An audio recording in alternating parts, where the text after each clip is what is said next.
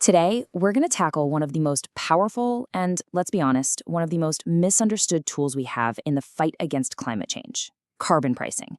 It's this idea that economists pretty much universally love, but one that politicians often run away from. It's a policy that promises to use the power of the market to save the planet. But it also brings up some really tough questions about fairness, about economic growth, and global cooperation. So let's dive in and really get to the bottom of the price of pollution. So here's our game plan. We'll start with the big why, the core reason for putting a price on pollution in the first place. Then we'll get into the how, comparing the two major ways to do it: taxes versus trading. After that, we'll put on our detective hats and look at the real-world evidence. Does this stuff actually work? We'll face the political roadblocks head-on before checking out some really clever solutions designed to get around them. And finally, we'll look to the future and ask the big question: what is the right price to build a sustainable tomorrow? All right, let's jump in. Section 1, paying for pollution. Before we get into all the nuts and bolts, we really have to answer the most basic question. Why even do this? I mean, why create a whole new economic system around something we've been doing for free for centuries? Well, the answer lies in the massive, frankly terrifying scale of the climate challenge we're facing. The UN's emissions gap report lays it out in pretty stark terms. On our current path, we're hurtling towards a world that's about 3 degrees Celsius warmer. Now, look, 3 degrees might not sound like a huge deal, but we're not talking about slightly warmer summers here. We are talking about entire ecosystems collapsing, staple crops failing in the world's breadbaskets, major coastal cities facing constant flooding, and huge numbers of people being displaced. The scientific community is screaming at us. The small, incremental changes we've been making are just not going to cut it. We need something big, a systemic shock that can bend that emissions curve down, and fast. So, what's the core problem? Well, it's a classic case of what economists call an unpriced externality. Think about it this way. For hundreds of years, we've treated our atmosphere like a giant, free, infinite dumping ground. When a factory burns fossil fuels, it makes a product, right? But it also makes pollution. The cost of that pollution, the climate change, the health problems from dirty air, it's not included in the price tag of that product. Society ends up paying that bill later. The polluter doesn't. And how do we pay? Well, we pay through skyrocketing insurance premiums after mega wildfires and hurricanes. We pay with our tax dollars for disaster relief. We pay with public health budgets for asthma attacks. So carbon pricing isn't about creating some new cost. It's about taking the cost we are already paying and putting it back where it belongs, on the balance sheet of those causing the pollution. So the big idea, the solution, is actually beautifully simple in concept. It just corrects that market failure by putting a direct price on greenhouse gas emissions. You put a price on every ton of carbon dioxide that goes up into the atmosphere, and suddenly the entire economic calculation changes for everyone. The atmosphere is no longer a freebie. It's a cost, a line item on a spreadsheet that has to be managed. This sends a powerful signal across the entire economy, from CEOs to engineers to you and me, to find ways to cut emissions, because now it hits the bottom line. And look, this isn't some fringe idea. There is an overwhelming consensus among economists, including those at the IMF and the World Bank, that this is the single most cost-effective tool we have to drive emissions down at the speed and scale that science demands. Okay, so if we're on board with the why, making polluters pay, then we get to the how. And this is where it gets really interesting, because there's not just one way to do this. You can think of it like a toolkit. Governments have two main tools they can reach for, and they each come with a slightly different philosophy. The two big players in the game are the carbon tax and the emissions trading system, which you'll often hear called ETS or cap and trade. A carbon tax is super straightforward. The government says, for every ton of carbon you emit, you pay this much, so you get price certainty. An ETS, on the other hand, sets a firm limit, a cap, on total emissions for an entire industry or economy.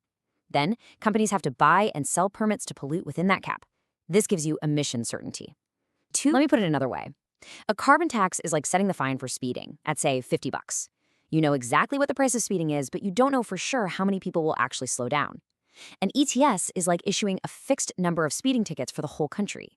You know exactly how many tickets will be handed out, but the price of a ticket will fluctuate based on how many people are trying to speed. So, two different paths to the same goal. So let's dig into the pros of a carbon tax. Its biggest selling point? Simplicity. But the most critical advantage, especially for the business world, is that stable and predictable price signal. I mean, imagine you're the CFO of a major utility. You've got to decide whether to spend $1 billion building a new wind farm or a new natural gas plant. Well, if you know So let's dig into the pros of a carbon tax. Its biggest selling point? Simplicity. But the most critical advantage, especially for the business world, is that stable and predictable fact that a carbon tax is going to rise by $10 every single year. You can plug that predictable cost into your financial models for the next 30 years. It makes the cleaner option the obvious long-term winner. That kind of certainty is what unlocks massive private investment. It's really no surprise that almost half of global climate experts prefer this direct approach. But of course, it's not perfect. The biggest economic critique is that you don't know for sure how much emissions will actually go down. If you set the price too low, companies might just decide it's cheaper to pay the tax and keep on polluting. And that leads to the biggest hurdle of all, which usually has nothing to do with economics and everything to do with politics. The word tax is maybe one of the most toxic words in any language, right? Entire campaigns have been won and lost over it. So no matter how well you design the policy, even if you give every penny back to the public, just labeling it a tax can make it an incredibly heavy political lift. Now let's flip the coin and look at the emissions trading system. Its number one advantage is baked right into the name. It guarantees the emissions outcome. If your scientific goal is to cut emissions by 20%, you just issue 20% fewer permits. Boom, goal met. But the real magic is in the trading part. Let's go back to our factories. Say you have Factory A, an old plant that would cost a ton of money to clean up, and then you have Factory B, a newer plant that can install a cheap filter to cut its emissions in half. Under an ETS, Factory B can make those cheap cuts and then sell its leftover pollution permits to Factory A. And what's the result? The pollution gets cut in the most economically efficient way possible, which lowers the overall cost for everybody. The big downside of an ETS, though, is price volatility. We've seen this play out in Europe's system, where the price of a permit has swung like a pendulum over the years. Why? Well, it's basic supply and demand. If you hit an economic recession, industrial output drops, demand for permits tanks, and the price can totally crash. When that happens, the incentive to invest in clean tech gets a lot weaker. On the flip side, if the economy booms, the price can skyrocket. It's that unpredictability that keeps that CFO I mentioned earlier up at night, making it way harder to justify those huge, long-term investments in clean technology. So that's all the theory. But, we've been running these experiments around the world for years now. So what happens when carbon pricing actually meets reality?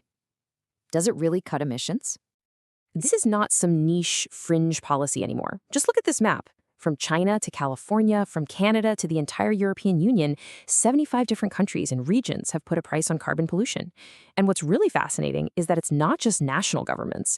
You've got these huge multinational blocs like the EU, you've got individual countries, and you even have states and provinces like California and Quebec leading the way.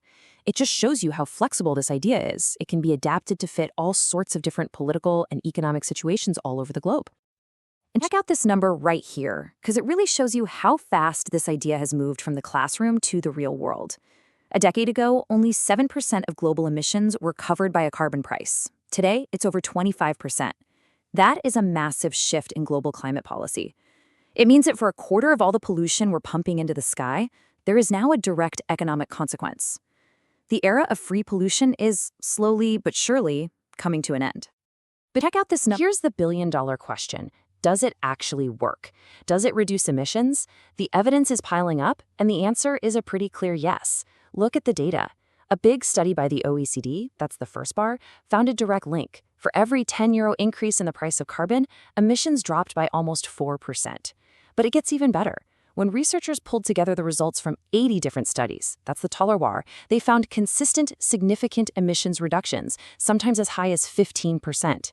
This isn't a theory anymore. The real-world data is telling us a very clear story. When you make polluters pay, they pollute less. Simple as that. Okay, so this brings us to a really important question. If carbon pricing is economically sound and we have proof that it works, why isn't it the law of the land everywhere? What's the holdup? Well, one of the biggest reasons is summed up perfectly in this quote.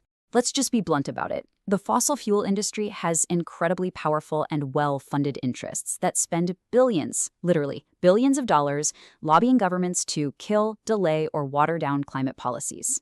I mean, carbon pricing is specifically designed to make their business model less profitable over time.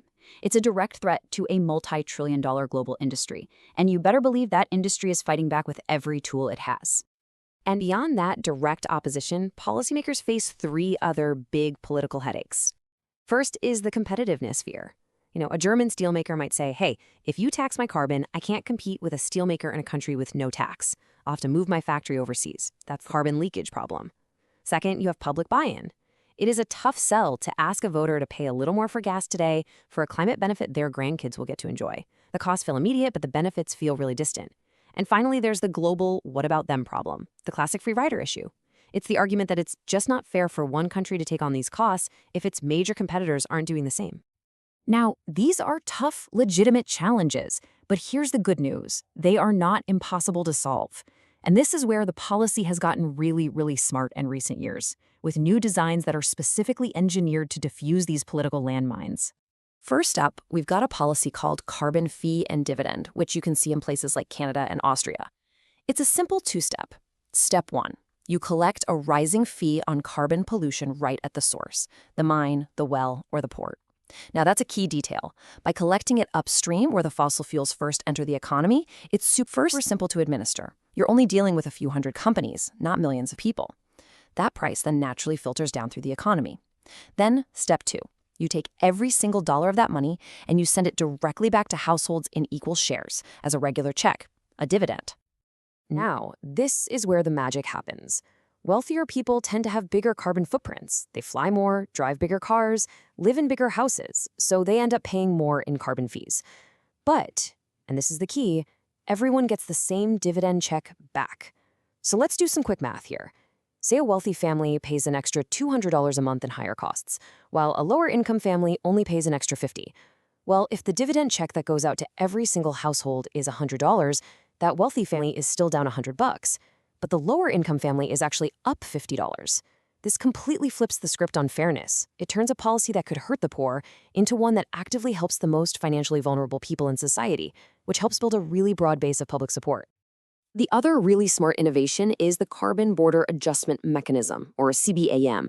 This thing tackles that competitiveness issue, the carbon leakage problem, head on. The European Union is already rolling one out. Basically, it's a tariff on carbon-heavy products imported from countries that don't have a similar price on carbon. This completely levels the playing field for domestic producers, so our German steelmaker isn't at a disadvantage anymore. But it also does something else, something really powerful. It creates a huge incentive for other countries to act. If China knows its steel is going to get hit with a carbon tariff at the European border, it suddenly has a very strong economic reason to put a price on carbon back home. So a CBM doesn't just protect your own industries, it can actually drive climate action far beyond your own borders.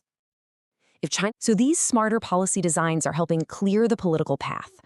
Let's zoom out one last time and look at the future of carbon pricing and the sheer scale of the challenge that is still ahead of us. And while those smart designs are helping, this chart from the IMF shows the sheer cliff we still have to climb. Just take a look at these two bars. The little one on the left, that's the current global average price of carbon, a measly $6 per ton. The big one on the right, that's where the IMF says we need to be by 2030 to have any real shot at our climate targets, $75. Folks, that is not a gap, that is a chasm. We need to increase the global price by more than 10 times in just a handful of years. And it doesn't just stop in 2030. A major study from MIT modeled the price path we need to stay below that 2-degree warming threshold. And it shows a clear, steadily rising trajectory. About $75 by 2030, climbing up to $140 by 2040, and hitting $200 a ton by the middle of the century. And it's not just about the price today. It's about the price tomorrow and the day after that. Knowing with certainty that the price will be $75 in 2030 and then almost double to $140 by 2040, that is the kind of long-term signal that gives a company the confidence to invest billions in game-changing technologies like green hydrogen or direct air capture, stuff that might not make money at today's low carbon price, but are surefire winners at the prices of the future. And this is so crucial to remember.